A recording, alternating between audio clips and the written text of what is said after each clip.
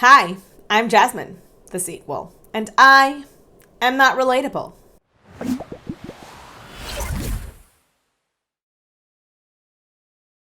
Special thank you to my patrons, Wild Rose, Lauren Chris, That British Unicorn, Jam Beans, and Debbie Elliott. Why am I here again? I feel like every third video I do now is about Abbey Sharp. I want her to stop doing things that irritate me because I'm tired of talking about her because it's the same problem repeated over and over and over again. If you guys don't know what I'm raving about, Abbey Sharp, YouTube's resident dietitian slash hater of all thin slash skinny slash fit people, has made a video talking about Amberlynn Reid. Now, in and of itself, I don't think there's anything wrong with that. One of the criticisms that I've lobbied at Abbey a lot is that she tends to cover a lot of thin and fit YouTubers, but she doesn't seem to apply that same sort of a brush to heavier individuals. She'll talk about problematic eating behaviors of like Victoria's Secret models and like Gabby Hanna and whatnot, but she won't talk about people like Amberlynn Reid and Chantal and X, Y, and Z, right? So I appreciate the fact that she's finally covered somebody like that because I think it shows that eating disorders come in all shapes and sizes, right? It's not just skinny people who get eating disorders. It's not just skinny people who suffer from disordered and orthorexic eating, as her channel would otherwise have you believe, right? So I appreciate that. The only other, I think, fat people that she's covered on her channel are Sierra Schultze and Nikocado Avocado. Still, the problem with this video is the way that she goes about addressing it.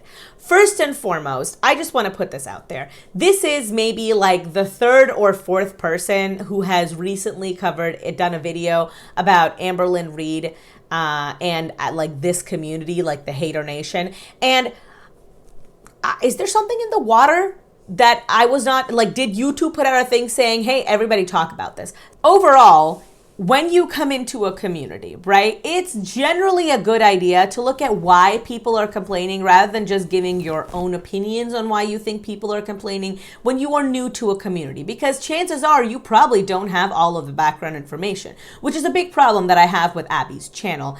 Overall, right, she had that whole, if you guys follow Abbey Sharp, you know she had the back and forth with Greg Doucette, another creator. She's had a tiff with Healthy Crazy Cool. She's had issues with all these people that she's covered on her channel. By the way, all fit people, fun fact, that she's covered on the way on her channel, and she's done it incorrectly, and then she's had to go back and retract information because she did a bad job, because she does not know the entire context of a person's channel. And so when you're coming into a community not knowing the entire context of a person's channel and then rendering judgment on the people who are actually part of this community and know more than you do, you come across as arrogant and ignorant. She's gonna get back to that, and so will I.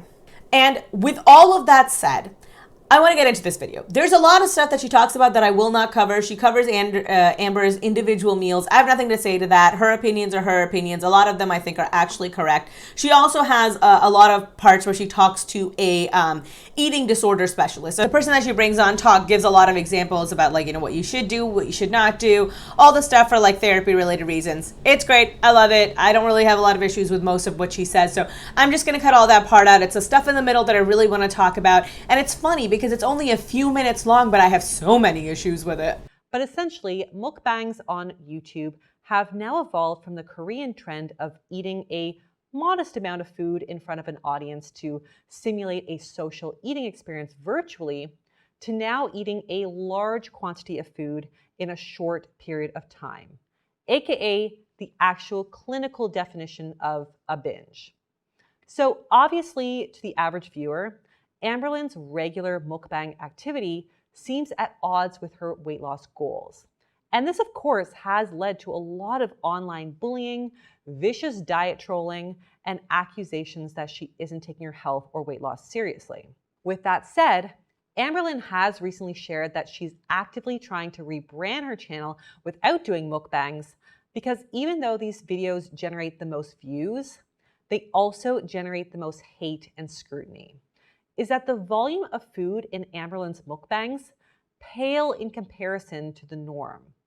In fact, Even though we are seeing some traditional mukbang foods like flaming Cheetos and various high-calorie, highly processed fast foods, we're also seeing a lot of less typically bingeable and more balanced meals like veggie stir fry, tuna and celery with rice cakes, veggie burgers, or some meatloaf served with some mac and cheese. She's talking about all of the recent meal that Amberlynn has had, the ones that she was getting from Freshly and the ones that she was doing, which are like healthy mukbangs, where she was eating basically in the beginning of like 2020. Why doesn't she talk about any of the meals that Amberlynn had done before? Where is the sausage mukbang? What about the whole chicken mukbang that she had, where she sat there? What about the one where she had the shrimp gate one? Why doesn't she talk about any of those? The thousands upon thousands of fast food ones, the pizza one that she had, where she was eating pizza even though she doesn't really apparently like pizza.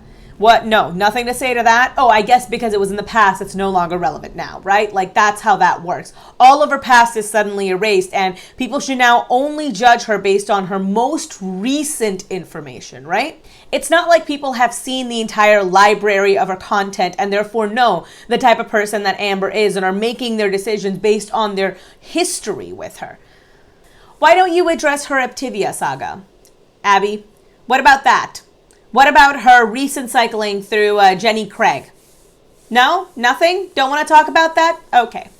So Amberlynn's mukbangs are, dare I say, healthier than most YouTubers' all-in 10,000 calorie challenges. But yet, if you compare the comment sections of her mukbangs compared to many others, like, let's say, Always Hungry, Amberlynn bears the brunt of the disgust and hate. Let's just look at one of the most popular comments on Amberlynn's mukbang versus one from lifestyle YouTuber Always Hungry. Both of these people post about wanting to get or stay fit, but the primary difference is that Livia Adams from Always Hungry is already in a socially desirable body, and Amberlynn is not. See, this is the problem that I have with Abby Sharp. She thinks that any hate that apparently Amber is receiving is all because of her weight. Fun fact, Amber gets a ton of hate for reasons completely unrelated to her weight. I'm not going to sit here and say that none of the hate that Amber gets is because of her weight. She does get a fair amount of hate for her weight. So does Chantel, so does Hungry Fat Chick, so do Prissy P, so do I, so does Val, so does Charlie, so does everybody who is fat and on the internet, because fat phobia is a real thing. But you know why Amber is a unique case the way that Abby's talking about it? Because Amber has a history of being a problematic person. There is the drama. There is a reason why Amber's channel has grown, even though there are so many other fat people on this channel trying to go on a weight loss journey. Amber's channel has grown because of the controversy that she generates. Her content isn't particularly interesting, her editing isn't great, and her life is fairly standard fare, right? So what else does she have? All she has is controversy and drama to grow her channel. And when that stops, she actively trolls for it, right? She creates drama where there is no drama. And that's why also she gets so much hate. The majority of the hate comes from that. And additionally, even the people who are there, a good portion of them started out as people who were supporting her, who were there in her corner, who were there to back her up. She turned every single one of those people away with her terrible behavior by clickbaiting suicide, by having awful rants where she calls everybody disrespectful pieces of shit, where she goes off on people when she focuses only on the negative comments. So that's what turned a lot of her audience away, even the ones who did like her. I don't agree with Abby on here. If it was just about a fat person eating on the internet, then you know what? All fat people would get this much hate, and they don't. Right? They get a little bit of hate for being fat, and then the rest of the hate that Amber gets in particular is because of her behavior. And this is the problem. Abby doesn't want to discuss any of that. She doesn't want to talk about any of the drama surrounding Amberlynn's channel. So when she only focuses on the fact that Amberlynn's a fat person, she's only going to talk about this from the point of view of a dietitian in the realm of dietitian, you're not actually assessing the whole person. You don't have a clear picture or a clear understanding of who Amberlynn is. You're only looking at a fragment of her behavior, and you're saying this behavior is fine, therefore all the criticism she receives must be wrong. You are wrong. You don't know anything about Amber. You've done a cursory look. Amber has put out what? I don't even blame Abby for this, because Amber has put out 1 to 2 videos every week for 8 years. That is a ton of information for anybody to go through, right? So if you weren't already part of this community and you haven't watched a ton of video, like it's taken me, what, like a year plus? And even now there's stuff people bring up about Amber all the time. And I'm just like, when did that happen? So I don't blame her for not knowing, but when you don't know, maybe refrain from calling the people who are talking about her names. Yeah, that seems fair. I would agree with her that mukbangs are not okay no matter who's doing it. But you know what the difference between Livia Adams and Amberlynn, Always Hungry, and Amberlynn Reid is? Livia Adams is not addicted to food. She had an eating disorder. She got over it. And as you yourself said in your video that you did on her, she uses mukbangs. She uses her eating challenges as a way to give her body unconditional permission to do whatever and eat whatever and look however it wants. It's part of a therapeutic process for her, right? And she's actively working on her mental health. This would be the equivalent of somebody who is an alcoholic coming on camera and chugging beer after beer after beer. And if you turn around and say to them, well, why are you doing that? They can just say, well, everybody else was doing it, right? There's other people who are also drinking on camera. Why aren't you getting mad at them? Why aren't you saying things to them? Because they are not addicted to this. It's not a matter of what she eats. The reason why she gets hate no matter what she eats is because the behavior is wrong. Because it doesn't matter what she's eating on camera. She has said time and time and time again that it has a negative impact on her mental health and that she is addicted to food.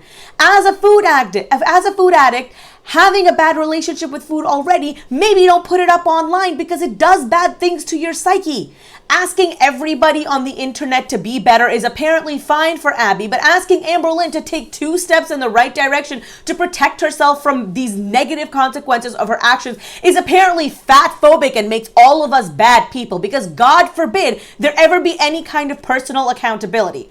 No one broke into her house and made her post those videos. No one put her at gunpoint and said, you have to talk about this. You have to put your journey up. No one made her do this. She chose to do this of her own free will, and she's continued to make that choice every time she uploads for the past, 8 years now?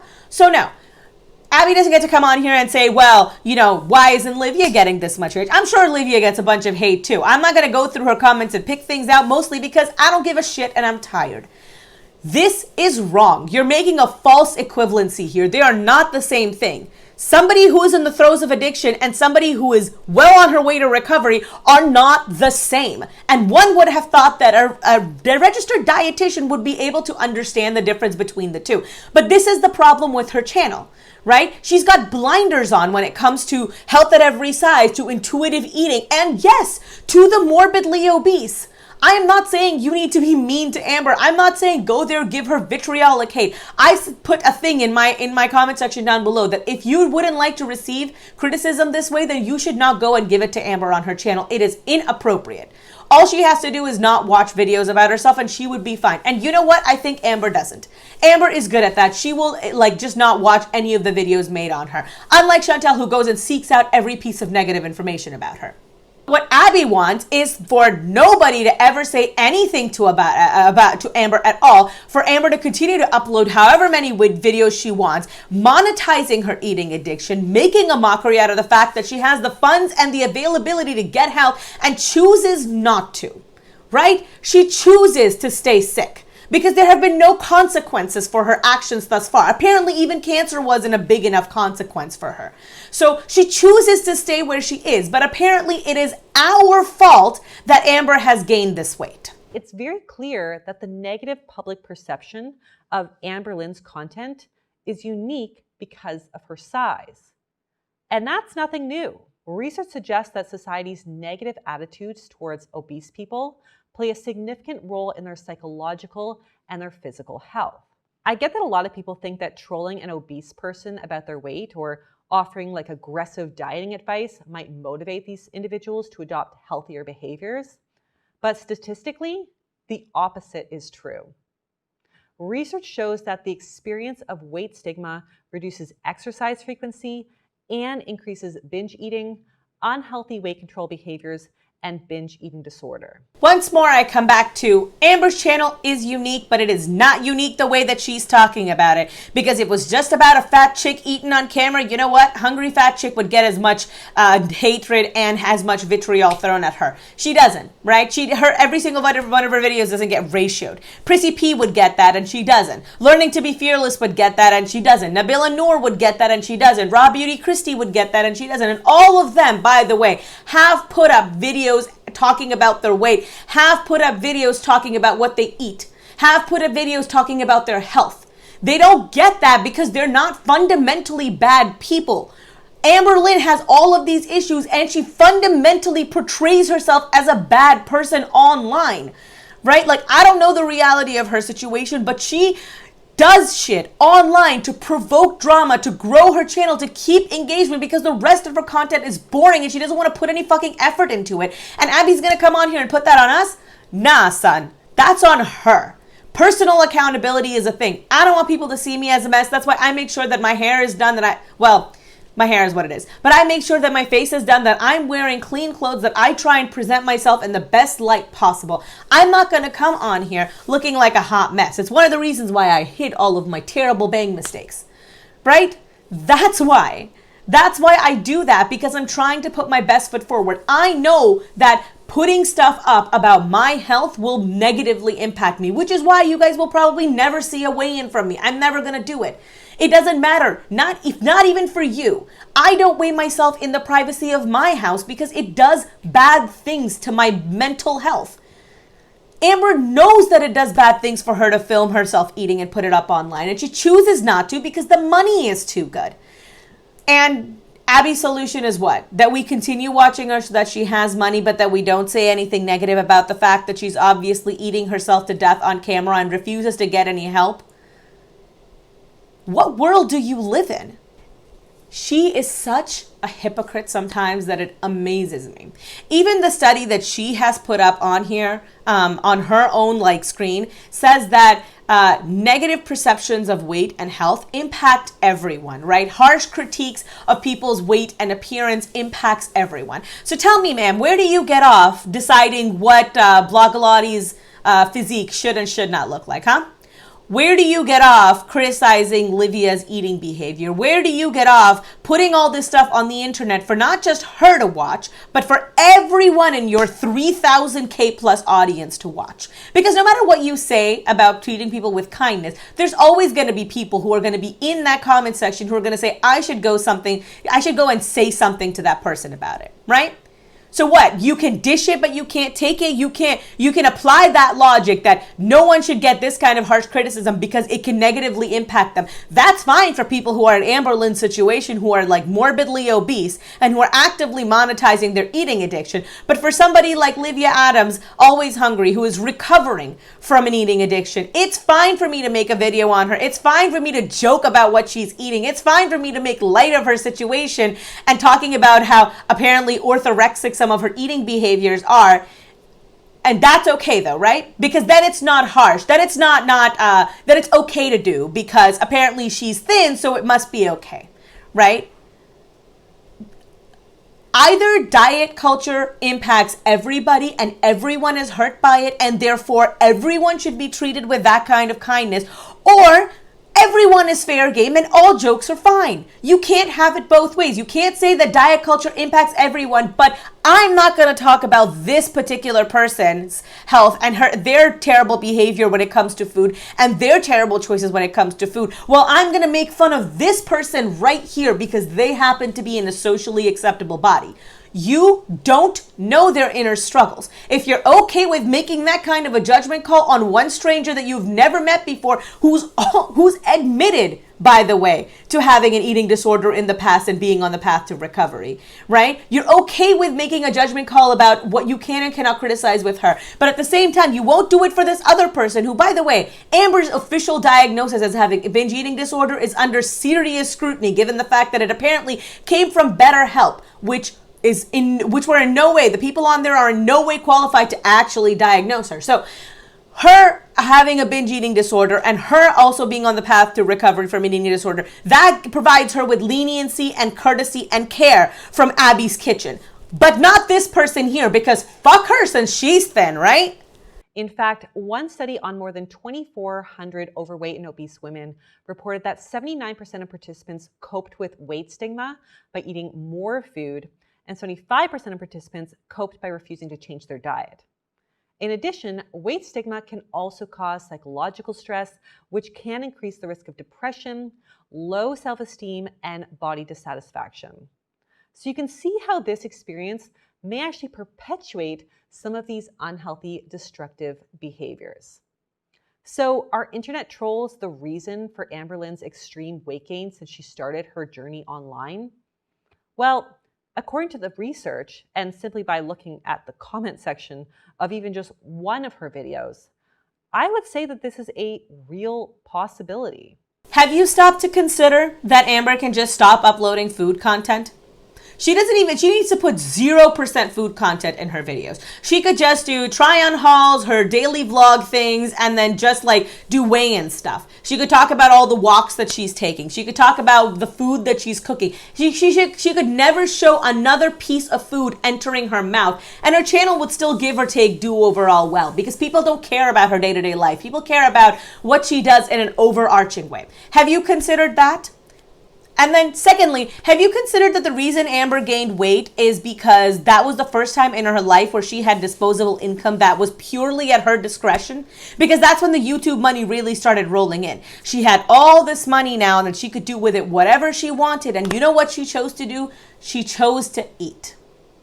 And considering that Amberlynn's weight gain and mukbang behavior has become so ingrained in her online identity, she might feel that it's understandably a really difficult pattern to break. Now, while my own personal and professional experiences see mukbangs as often really problematic, I'm also totally open to the possibility that they may play a therapeutic role for Amberlynn. In one of her videos, Amberlynn mentions that eating in front of the camera just actually increases her awareness around what she's eating and allows her to eat at a more slow pace and a more mindful pace compared to how she might eat off camera, which is usually in front of the television. Because of this, she states that she actually often ends up eating less on camera compared to when she's eating when nobody's watching. And there's a few reasons why this might be. For one, it may be that her audience gives her a sense of accountability with her weight loss goals. Now, accountability is an important element in a lot of weight loss programs and also in eating disorder recovery plans in an effort to maintain some structure around food and normal eating behaviors. In the context of disordered eating behaviors, which is what I would characterize some of the mukbang binging to simulate, the feeling of being watched by followers on YouTube is kind of similar to what might happen in real eating disorder recovery programs where meals are supervised by a member of your treatment team. We also know that most eating disorder behaviors happen in private. So it is statistically unlikely that she would invite us, the viewer, to witness an extreme binging episode. Now, the other potential benefit of the mukbang format is that Amberlynn herself suggests that eating for the camera encourages her to eat more mindfully and slowly, both of which are healthy eating practices. So research suggests that eating slowly without distractions allows your body more time to release satiety hormones. In contrast, eating while distracted, like watching TV or on your phone, can lead to faster eating and eating past the point of fullness. This right here is a great example of why I don't think Abby Sharp really has any freaking clue about this community. Amber has claimed the exact opposite in a video. Did you know that? Amber has said that apparently eating on camera makes her feel uncomfortable, so she eats faster. And then people called her out on the fact that she previously said that eating on camera helps her eat slower. And you know what she did? That's right, folks. She never addressed it because who cares what my audience thinks? And of course, we are still the fat, shamey, hate-filled people, and we're bullying her online for her weight and not for her obvious lying and bad behavior. Did you know that she had said that? What about all your mindfulness information then, huh? And by the way, eating in front of a camera, she could just put it on private. She could just put it for Becky to see. If you want just accountability, if what the videos provide for her is accountability and mindfulness. You know what's a great way to do that? To sit there and eat with somebody else. Rather than eating by yourself, making different food for yourself that's all prepackaged garbage nonsense. Have you considered that?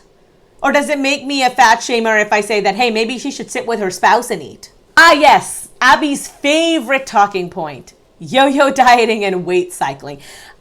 I talked about this briefly in my Dr. Mike versus Abby Sharp video, so I'm going to throw that up into the cards, but I'm doing a video on intuitive eating and on yo-yo dieting, and I need you guys to understand that no, yo-yo dieting might be bad for skinny people, but for people who are already morbidly obese, there's very little evidence that it actually impacts them as negatively as you would want. The only people who really push this narrative are people who are in the fat activism community, people who are in the intuitive eating community, the way that Abby is. There is no other thing that she talks about that has such weak scientific evidence that she pushes this hard. Also, putting oneself on really restrictive diets in an effort to lose weight often sets one up for a future binge. And Amberlynn herself has confessed that stages of restriction and deprivation often trigger her to binge and overeat. This is why the new obesity guidelines suggest that rather than suggesting somebody just eat less to weigh less, it's more important to focus more on the root cause of an individual's weight gain and healthy behaviors that they can actually sustain. Now, one of the many reasons why just eating less doesn't always work is that food is often used as an ineffective coping mechanism to soothe negative emotions. So Amberlynn's documentation of her emotional eating episodes are often peppered with depressive episodes and follow along the typical cycle of guilt, shame, regret, and fear of losing control. We know that Amber has emotional eating problems. We know that Amber suffers from just binging. We know that she uses food to numb all of her feelings. That's why everyone, I cannot think of almost a single reaction channel that I personally has watched that has not said, hey, go get some professional help. Go talk to an actual therapist, not just getting medication from a psychiatrist. Hey, maybe you should see an RD. Hey, maybe you should see a weight loss surgeon. Hey, maybe you should get professional help and then listen to them, right? She has all of this time, money, and just resources at her disposal. And what does she choose to do with it? Buy thousands upon thousands of dollars worth of garbage, decorate her house with, and to eat. What she doesn't do is get health insurance. What she doesn't do is get a therapist. What she doesn't do is get anything that would actually positively affect her life. Those are choices. And I didn't make those choices for her. She made those choices for herself. And last but not least, last point, I just want to bring this up once more in case anyone else is confused here or they didn't hear it the first time I said it. I don't think Amberlynn has actually been officially diagnosed with binge eating disorder. She says she's been diagnosed, but she also says she's been diagnosed with a bajillion different things. So like, who actually knows? Her diagnosis seems to change all the time. Do you guys remember the video where she went to apparently one therapist appointment and they told her she had narcissistic personality disorder, she had depression, she had bipolar, she had like 8 other things apparently? No, I'm fairly certain she was only ever diagnosed with binge eating disorder on BetterHelp.com, who the people there are not actually therapists, so they're not actually qualified to tell you that you have a disorder. So I don't think it's confirmed anything. There's just 2 more points here that I would like to talk about, and these are actually from the dietitian that she's interviewing who specializes in eating disorders. I'm just gonna point these out really fast. For the most part, I agree with pretty much everything she says, which is why I'm not gonna get too much into it. She makes one point about how binging is not always about food, and I very much so agree with that. I'd mentioned before about addiction transfers, I think especially in context to Chantel, but also with Amber, right? Amber binges on food, but then she will also do massive hauls and buy everything in sight, and she has like 4,000 candle melts and just like a bajillion journals, and that's also a form of binging, and no one will convince me otherwise. She has like just issues when it comes to overconsumption, and that's not just with food, it's with everything. The last thing is that the dietitian she's interviewing says that apparently anyone can eat intuitively. I don't know if that's necessarily true or not. For one thing, she's seen it apparently in her practice, but the fact of the matter is that she could just either be particularly skilled. The place where she's serving as a dietitian could just be upper middle class and therefore they respond better. It could be lower middle class and they respond better. I don't know.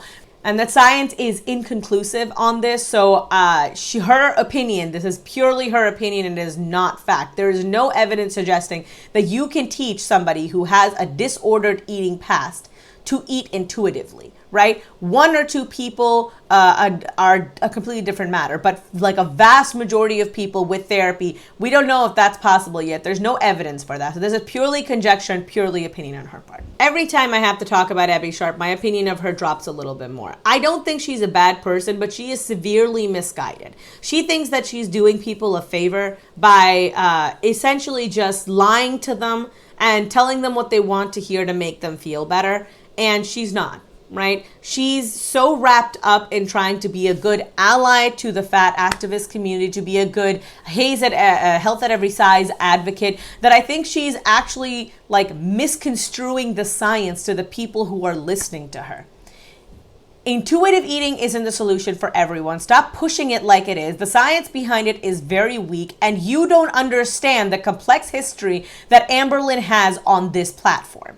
So before you come on here and you call every person who watches her and who leaves her a negative comment a bully, understand that you are coming into this without any kind of background information and you don't know the truth. There are people who have been watching for her for a lot longer.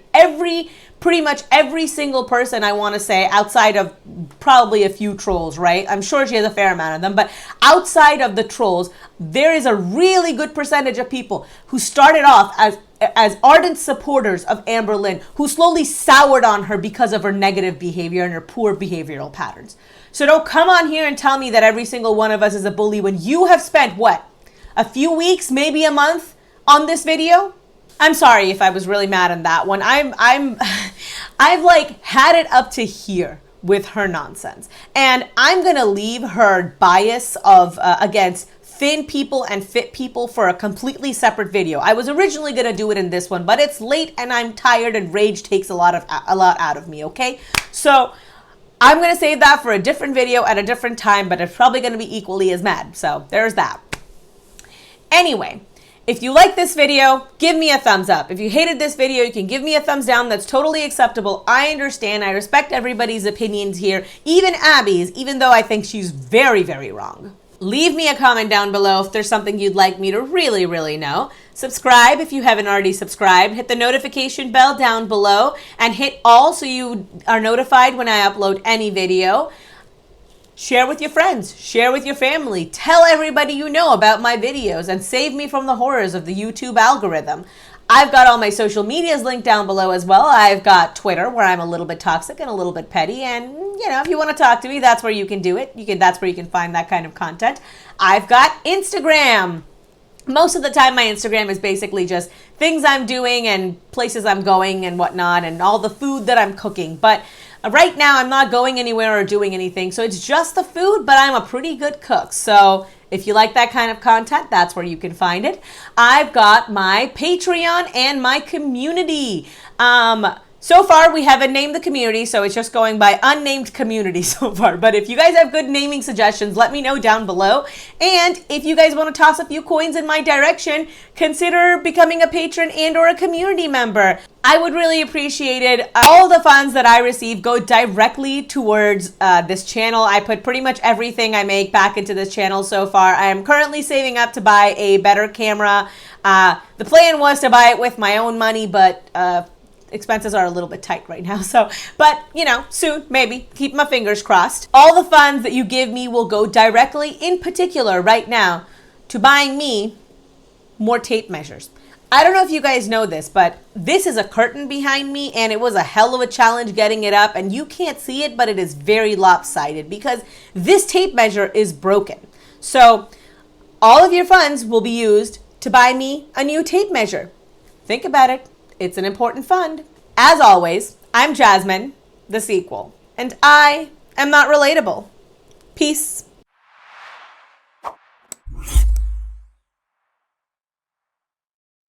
I am so mad at Abby Sharp that I have just spent the past 10 minutes ranting at the camera only to realize that it had run out of space and therefore was no longer recording. So, yay me!